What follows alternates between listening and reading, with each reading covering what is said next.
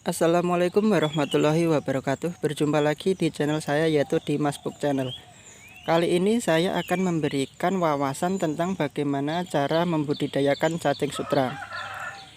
Cacing sutra dalam skala bisnis peluangnya masih sangat besar, atau barangnya di pasaran masih sangat langka.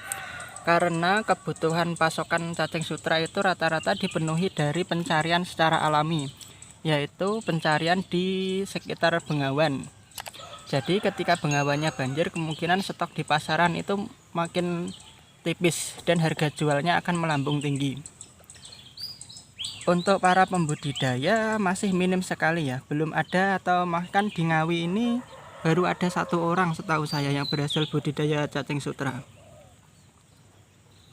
Jadi peluangnya sangat besar dan pemasarannya pun sangat mudah dengan harga yang lumayan tinggi, yaitu 1 liter cacing sutra harganya bisa 50.000 sampai 60.000.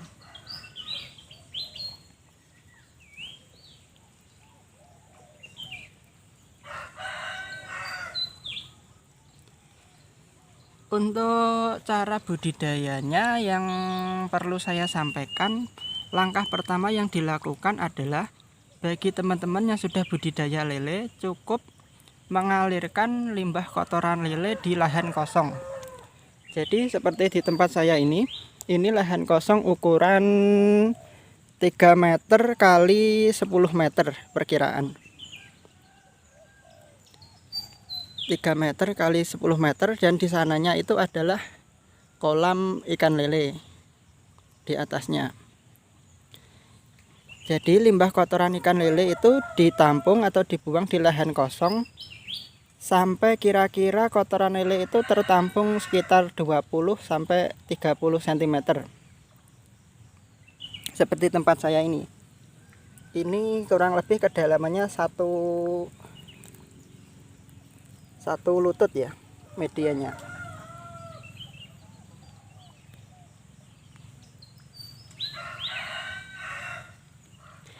Jadi ketika kotoran lele sudah ditampung sekitar 20 atau 30 cm, tahap selanjutnya adalah penebaran bibit cacing sutra. Ditebar kira-kira per meter cukup diberi setengah gelas per meter persegi. Dan ketika penebaran sudah dilakukan, tahap selanjutnya adalah perawatan. Perawatan di sini agar cacing mampu bertumbuh dengan baik adalah media tanahnya harus stabil atau tidak asem-asemen. Jadi untuk menjaga kestabilan pH tanah perlu diberlakukan ganti air setiap pagi dan menjelang malam. Jadi ketika pagi air harus diganti, istilahnya air harus mengalir ya.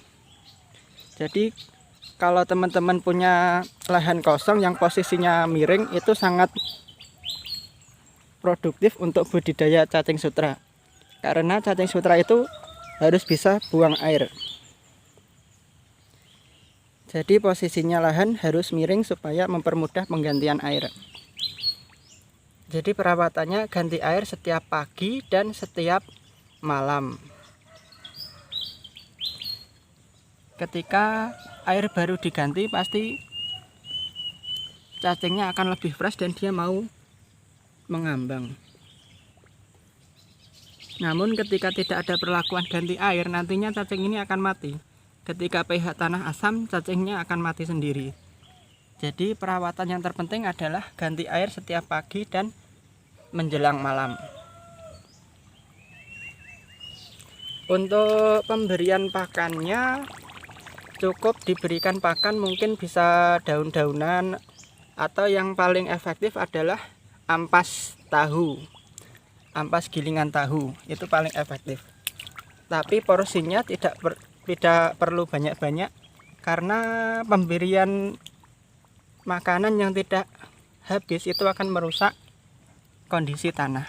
Istilahnya nanti pakannya akan membusuk dan itu akan merusak kondisi tanahnya.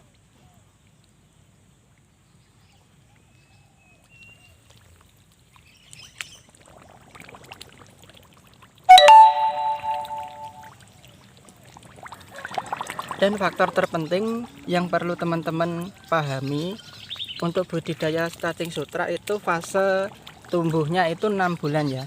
Ibaratnya kalau kita ternak sapi, kalau belum 9 bulan itu belum bisa lahir. Nah, kalau untuk ternak cacing sutra itu fasenya berkembang itu 6 bulan. Jadi harus lama sekali untuk bisa tumbuh. Jadi selama 6 bulan kita cuma perawatan media tanahnya, jangan sampai asam, dan pemberian pakan. Sampai 6 bulan baru mulai tumbuh.